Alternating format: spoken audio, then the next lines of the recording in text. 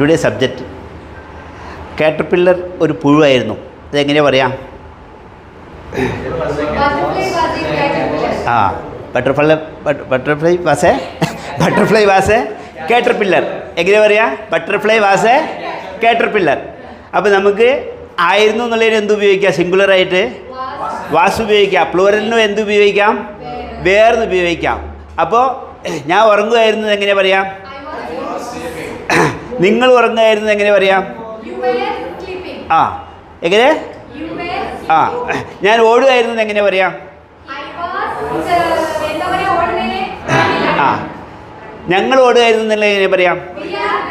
ആ we are running. We are running.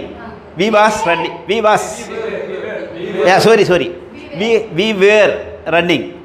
ഞങ്ങൾ കഴിക്കുമായിരുന്നു എന്നെങ്ങനെ പറയാം? We are eating. We were eating.